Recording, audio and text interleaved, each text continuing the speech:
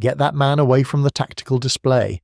Those words echoed through the Joint Operations Command Center as a 73-year-old janitor in a faded grey uniform shuffled toward the most advanced military simulation system on the planet. 4 generals, 17 senior officers, and a room full of decorated strategists watched in disbelief as the old man's weathered hand reached toward the holographic map that had defeated them for 3 consecutive weeks. What happened next would send shockwaves through the entire defense establishment and resurrect a ghost the military had spent decades trying to forget. If you believe that true tactical genius never fades with age, comment "Ghost" right now and stay with me until the end, because this story will change how you think about the warriors we forget. Harold Mercer had worked the night shift at the Strategic Defense Analysis Center for 11 years. Every evening at 6 o'clock he would badge in through the service entrance, collect his mop and bucket from the maintenance closet, and begin the methodical process of cleaning the most sensitive military installation in the country. The security officers knew him simply as Hal, a quiet man who kept to himself, never asked questions, and left the floors spotless. He wore the same faded grey coveralls every night, the same scuffed work boots, the same distant expression that suggested a mind perpetually elsewhere. The younger staff paid him no attention whatsoever. To them he was invisible, just another piece of the building's furniture, as unremarkable as the water coolers or the emergency exit signs. Nobody wondered about his past. Nobody asked why a man of his obvious intelligence would spend his twilight years pushing a mop through classified corridors, and certainly nobody noticed the way his eyes would linger on the tactical displays when he thought no one was watching, absorbing information, processing patterns, analysing weaknesses that even the sophisticated computers seemed to miss. The crisis had begun 3 weeks earlier, when intelligence confirmed that a hostile nation was massing forces along a disputed border region. The Joint Chiefs ordered an immediate strategic analysis using the Defense Department's newest tool, an artificial intelligence system called Meridian that could simulate combat scenarios with unprecedented accuracy. Meridian had been fed decades of military doctrine, thousands of historical battles, and real-time satellite data. It was designed to test defensive strategies against a thinking adversary that would adapt and exploit weaknesses just like a human enemy commander. The results were catastrophic. General Marcus Webb, the 4-star commanding officer overseeing the exercise, had watched his best defensive plans crumble within the first 48 simulated hours. The AI adversary found gaps in their lines, exploited supply vulnerabilities, and systematically dismantled every formation the strategists proposed. Night after night, Webb gathered his brain trust in the command center, deploying the finest tactical minds the military had produced. Night after night, the holographic display lit up red as Meridian declared decisive enemy victory. The pressure from Washington was immense. The President wanted answers. The Secretary of Defense wanted options. And General Webb was running out of both. On the night everything changed, Harold was emptying the waste bins along the observation gallery when the latest simulation ended in failure. He paused his work, listening as the argument erupted below. General Webb stood at the center of the room, his face crimson with frustration. Colonel Patricia Santos, the lead analyst, was defending her latest proposed defensive line, while Brigadier General Chen pointed at the holographic terrain map, insisting that the mountain passes were the key to everything. The debate had grown heated, voices rising, fingers jabbing at various positions on the ghostly blue projection that dominated the room. "We've tried the mountain passes 7 times, Webb growled. Meridian flows around them like water. The enemy commander simply refuses to engage where we're strong." Chen shook his head. "Then we're not fortifying them correctly. The historical precedent clearly shows—" "Historical precedent is exactly what Meridian is designed to counter," Santos interrupted. "It knows every battle we know. It's read every doctrine we've written. We need to think differently." Webb slammed his palm on the table. "We've been thinking differently for 3 weeks. Every clever idea, every unconventional approach, every brilliant stratagem from every one of you has ended with the same result. Total defeat in under 72 hours. The room fell silent. On the elevated gallery, Harold set down the waste bin he was holding. Something in his chest had shifted, a familiar sensation he had not felt in decades. The cold clarity that preceded a moment of absolute certainty. He did not consciously decide to descend the stairs. His body simply moved, muscle memory carrying him toward the tactical display with the same quiet inevitability that had once carried him across 100 battlefields. The first person to notice was a young lieutenant monitoring the communication station. "Sir," she said, confusion evident in her voice, "the janitor is approaching the map." Webb turned, irritation flashing across his features. "What?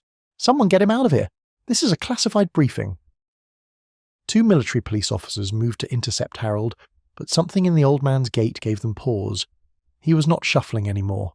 His shoulders had squared, his spine straightened, and his eyes had taken on a quality that none of them had ever seen before, a predatory focus that seemed to take in every detail of the room simultaneously. "Sir," Harold said, his voice low and steady, cutting through the tension with an authority that did not match his appearance. "May I have 30 seconds of your time?" Webb stared at him, somewhere between outrage and bewilderment. "You're the cleaning staff. You don't have clearance to even look at this display." "Respectfully, General, I have clearance levels that were never formally revoked because the operations they covered were never formally acknowledged to exist." The statement hung in the air like a grenade with its pin pulled. "Santos recovered first. That's impossible. We would have flagged any credential anomalies during the security review." Harold's eyes never left Webb's face. "Your security review only covers personnel records from the last 40 years. My active service concluded 43 years ago, and the unit I commanded was erased from every database that your systems can access." He took another step toward the map, and this time the MPS did not move to stop him. Something in the room had shifted, an energy that the officers could feel but not explain. "You have 30 seconds, Webb said slowly, his tactical instincts overriding his procedural objections. Something about this old man had triggered an alarm deep in his subconscious, a sense that he was standing in the presence of something significant. Harold nodded once, then turned to the holographic terrain. The border region floated before him in luminous blue and green, every ridge and valley rendered in perfect three-dimensional detail. For a long moment he simply looked, his eyes tracing paths that no one else had considered. Then his hand rose, and with one deliberate motion, he circled a small hill approximately 40 kilometers behind the proposed main defensive line. It was an insignificant feature, barely worth mentioning in the tactical assessments. The analysts had noted it only as a minor terrain obstacle with no strategic value. "You've been trying to stop the enemy at the border," Harold said quietly.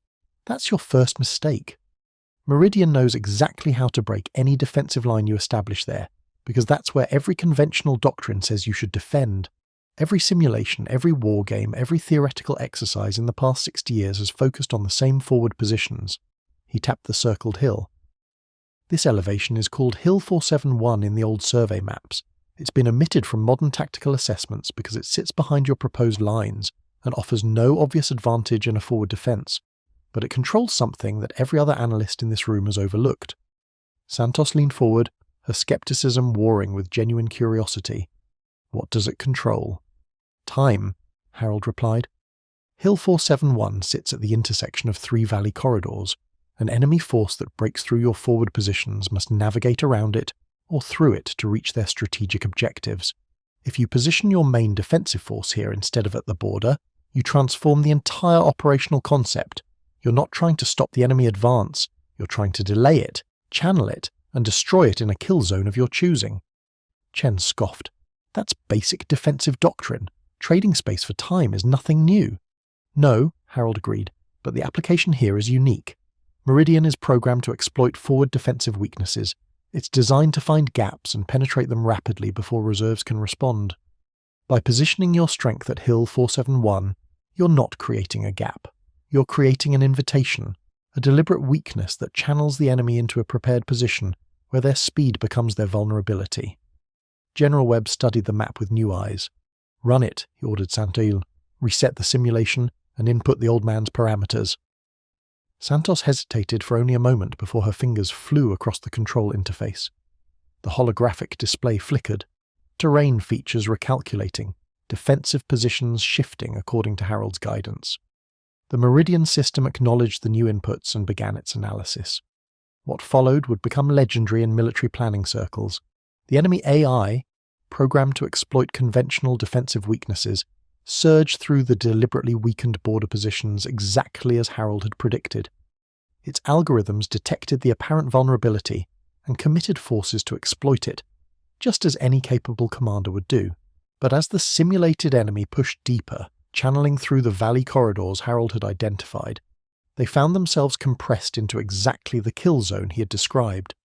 The forces positioned at Hill 471 held the high ground with clear fields of fire covering all three approaches. The terrain that had seemed strategically worthless became a perfect bottleneck. The enemy's speed, their greatest asset, became their undoing as they found themselves unable to retreat or maneuver. The simulation ran for its full 72-hour window.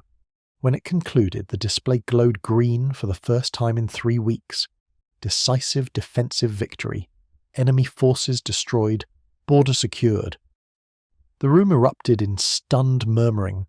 Officers crowded around the display, reviewing the simulation data, tracing the engagement patterns, struggling to understand how such a simple adjustment had produced such dramatic results. But General Webb was not looking at the map. He was staring at Harold Mercer with an expression that had shifted from confusion to something approaching horror. "Who are you?" Webb demanded. "Your clearance history, the way you read terrain, the fact that you know Meridian's programming limitations better than the people who designed it." He stepped closer, studying the old man's face with sudden intensity. "I've seen your picture somewhere, years ago, in a classified briefing that I wasn't supposed to remember." Harold met his gaze without flinching. "My name is Harold Mercer now. It's been Harold Mercer for 41 years. But before that, during operations that your government has officially denied ever occurred, I was known by a different designation." Webb's face drained of colour. His hand reached out to steady himself against the edge of the tactical table. "The ghost of the Vanguard," he whispered. "That was what the enemy called me. The soldiers I commanded simply called me Shepherd. I led a unit that doesn't exist in any history book, fought in wars that were never declared, and developed tactical doctrines that were classified so deeply they were eventually forgotten." Colonel Santos looked between the two men, utterly lost. "General, what's the ghost of the Vanguard? I've never heard that designation." Webb swallowed hard. "You wouldn't have. It was scrubbed from every database after the Church Committee investigations in the 1970s. Congress ordered all references destroyed to avoid political embarrassment." He turned back to Harold, his voice barely above a whisper. "The Battle of the Three Ridges, the Phantom Offensive, Operation Enduring Shadow, that was you, all of it." Harold nodded slowly. "Among others, I spent 23 years commanding operations that never officially happened. My unit, designated Vanguard, conducted deep reconnaissance and unconventional warfare across 4 continents. We developed engagement doctrines that were decades ahead of their time, tactics that are only now beginning to appear in modern military thinking." Santos pulled up her tablet, fingers trembling as she searched classified databases. "There's nothing, absolutely nothing in any system I can access." "That's because I made sure there wouldn't be," Harold replied. "When I walked away in 1982, I did so completely. I erased every trail, burned every connection, and built a new life as far from this world as I could manage. I became Harold Mercer, a man with a modest employment history and no remarkable skills.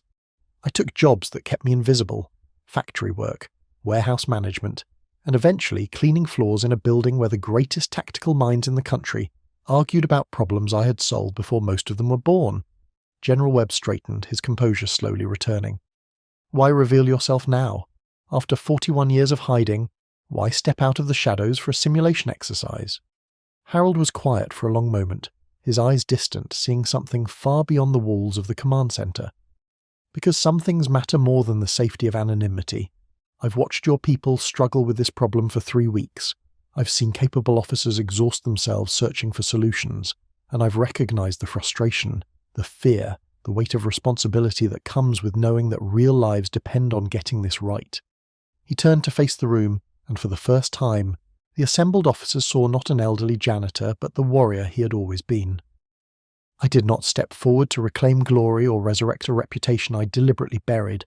I stepped forward because a young soldier on that border deserves every advantage we can give them.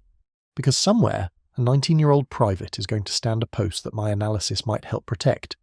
And because the oath I took 57 years ago did not expire when I traded my uniform for coveralls," Chen stepped forward. His earlier skepticism completely evaporated.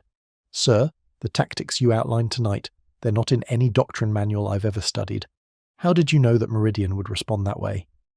Harold allowed himself a thin smile. "Because I helped design the foundational algorithms that Meridian is based on. In 1979, I was part of a classified project attempting to create computer-simulated adversaries for training purposes. The programmers used my tactical assessments as the baseline for enemy decision-making.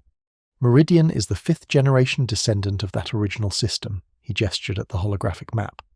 Every instinct that AI possesses came from operational doctrine I helped write.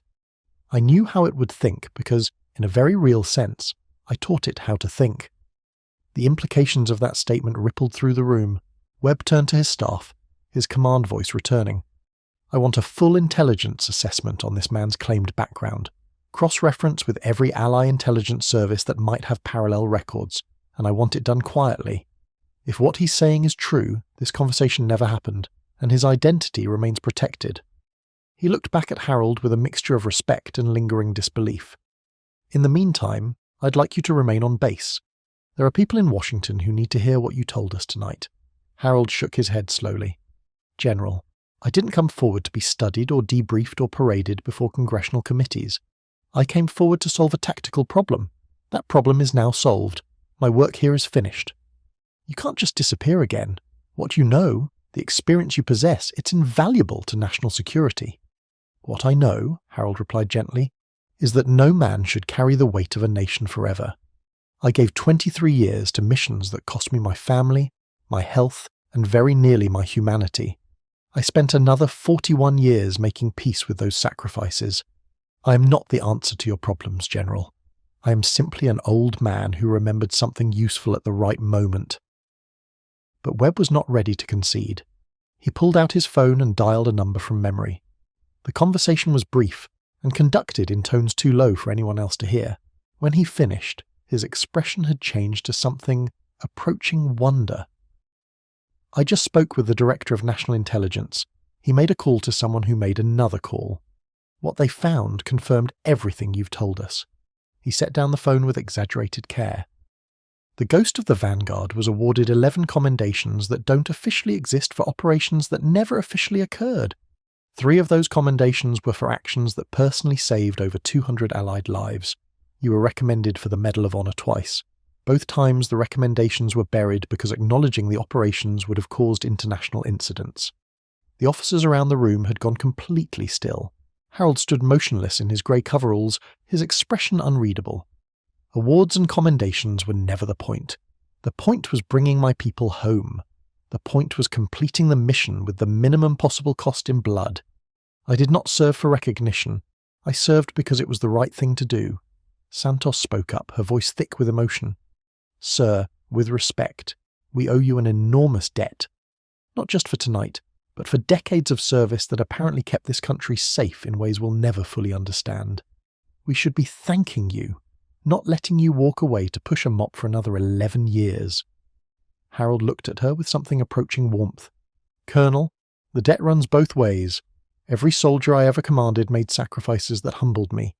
Every analyst, every support technician, every cook and clerk and communication specialist who kept our operations running deserves more thanks than I ever received. I was simply the one who got to make the decisions. They were the ones who bore the cost. He began walking toward the door, his shuffling gait returning, the warrior receding behind the janitor's facade. But before he reached the exit, the young lieutenant who had first noticed his approach stepped into his path. She snapped to attention and rendered a parade ground perfect salute. Sir, she said, her voice cracking slightly, it's an honour. Harold stopped.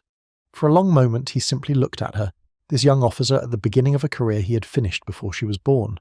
Then slowly his hand rose to return the salute with a precision that 40 years had not diminished. When the gesture was complete, something seemed to release in the room. Chen stepped forward and saluted. Then Santos. Then, one by one, every officer in the command centre came to attention, rendering honours to a janitor in grey coveralls who had just saved their strategic analysis and possibly prevented a future conflict through pure tactical genius. General Webb was the last to salute. When he lowered his hand, his voice was steady but soft. Whatever you need, whatever you want for the rest of your days, you only have to ask. This country owes you a debt it can never fully repay. Harold Mercer smiled, and for just a moment, the ghost of the Vanguard was visible in his eyes, the legendary tactician who had shaped the modern battlefield from the shadows.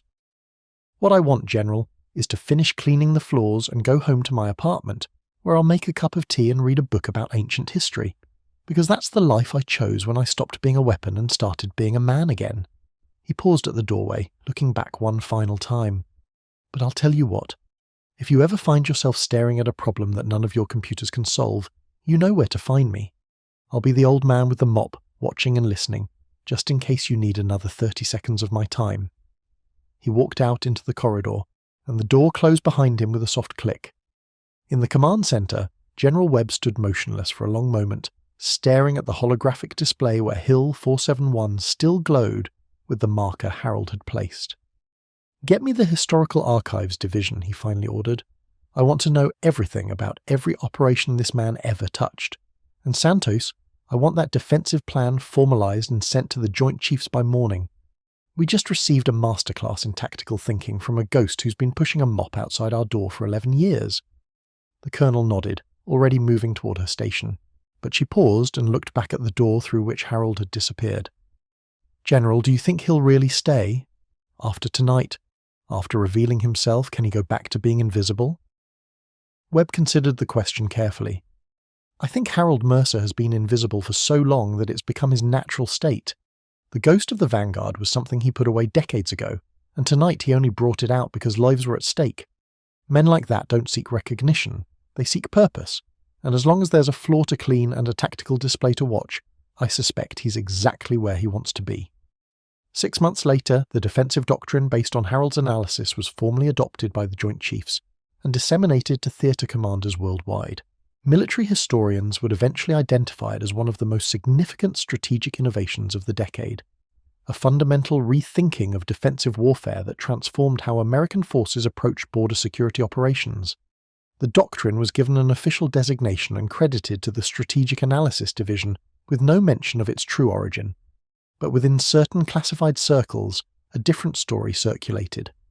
Whispered conversations spoke of a night when the ghost of the Vanguard emerged from the shadows one final time, solved a problem that had baffled the best minds in the military, and then disappeared back into anonymity as though he had never existed. Harold Mercer continued his work at the Strategic Defense Analysis Center for another 3 years before retiring quietly at 76. His final day was unremarkable. He cleaned the floors one last time, returned his badge to security, and walked out through the service entrance just as he had walked in 11 years earlier. No ceremony, no fanfare, just an old man completing his final shift. But when he reached his car, he found General Webb waiting beside it. The general had aged visibly in the intervening years, the weight of command taking its toll, but his eyes still held the sharp intelligence that had made him one of the most respected strategists of his generation. "I wanted to thank you again," Webb said simply. "The doctrine you helped us develop has already saved lives. Real soldiers on real borders who came home because of a plan that started with you circling a hill on a holographic map." Harold nodded, unlocking his car door. "That's all any of us can hope for, General. That the things we do matter. That the choices we make help someone, somewhere, even if they never know our names." Webb reached into his jacket and withdrew a small box. "The Director of National Intelligence asked me to give you this. It was supposed to be presented 43 years ago, but certain events intervened." He opened the box to reveal a Distinguished Service Cross, its ribbon faded but its meaning undiminished. "For extraordinary heroism in connection with military operations against an opposing armed force, the citation will remain classified, but the medal belongs to you. It always did." Harold looked at the decoration for a long moment, memories flickering behind his eyes of missions and battles and faces long gone. Then he gently closed the box and handed it back to Webb. "Keep it. Put it in a museum case somewhere with a note that says Unknown Soldier. That's who I was, General. That's who all of us were. Unknown soldiers doing work that no one could know about for reasons that most people would never understand." Webb hesitated, then accepted the box back with a slow nod. "Will we ever see you again?" Harold smiled, climbing into his car. "You see me every day, General. You see me in every young soldier who stands a post they don't fully understand. You see me in every analyst working late to solve a problem that seems impossible. You see me in everyone who serves without expectation of recognition, simply because it's the right thing to do." He started the engine and rolled down the window for one final word. The ghost of the Vanguard was never one man. It was an idea.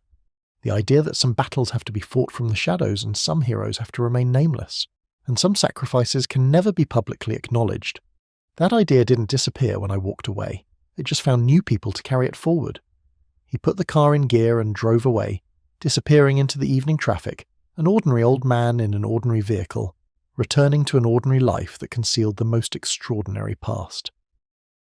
Behind him, General Marcus Webb stood in the parking lot, watching until the taillights vanished, thinking about ghosts and heroes and the quiet warriors who shape history from places no one ever thinks to look.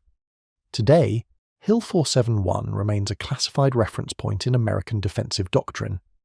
Military planners study it as a case example of unconventional tactical thinking, though the circumstances of its discovery remain need to know. In the corridors of the Strategic Defense Analysis Center, the night cleaning staff still includes a few workers who remember Harold Mercer, the quiet janitor, who always seemed to be watching the tactical displays a little too carefully. Some of them have heard rumours about what really happened on that night 3 years ago, stories that seem too incredible to believe but too persistent to ignore. And sometimes, when a young analyst is stuck on a particularly difficult problem, they'll look up from their work to see the night janitor pausing nearby, not cleaning anything in particular, just standing and watching with eyes that seem to see far more than they should. In those moments, the analyst might remember the old stories and wonder if perhaps the ghost of the Vanguard never truly left, if perhaps he simply found new successors to carry his knowledge forward. Ordinary workers in ordinary jobs keeping watch over the nation's secrets from the most unlikely of positions. This story is dedicated to every veteran who served in ways that can never be publicly acknowledged, whose sacrifices remain classified, and whose heroism will never appear in any history book. They stood in the shadows so the rest of us could live in the light. They are the unknown soldiers, the quiet warriors, the ghosts of 1,000 vanguards who protected their nations without ever receiving the recognition they deserved. If this story moved you, if you believe that these silent heroes deserve to be remembered, then I have one simple request. Subscribe to my channel so that together we can continue to tell their stories. Share this video with someone who understands the value of quiet service and unacknowledged sacrifice. And the next time you see an ordinary person doing an ordinary job, remember that you might be looking at a hero whose story will never be told. Some ghosts walk among us every day. We just have to know how to see them.